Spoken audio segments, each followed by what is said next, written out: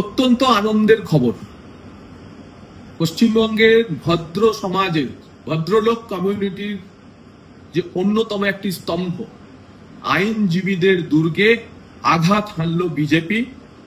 High court club Kolkata তার যে নির্বাচন ছিল, সেই বার্ষিক নির্বাচনে তৃণমূলকে পর্যুদস্ত করে ভারতীয় জনতা পার্টির 7 জন প্রতিনিধি জয়লাভ করেছে।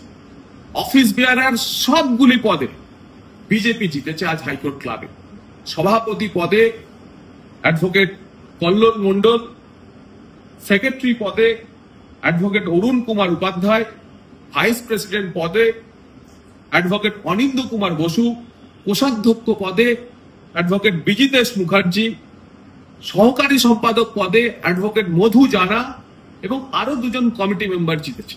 তৃণমূল কংগ্রেস পুরো অফিস বেয়ারার নির্বাচনে মাত্র 2টি কমিটি মেম্বারকে নিয়ে তাদের সন্তুষ্ট থাকতে হয়েছে। হাইকোর্ট ক্লাবের এই নির্বাচন জানান দিচ্ছে যে হাইকোর্টের নির্বাচন তৃণমূলের বিসর্জন, এবং তা আগাম বার্তা যা ভারতীয় জনতা পার্টি বলে আসছে যে 26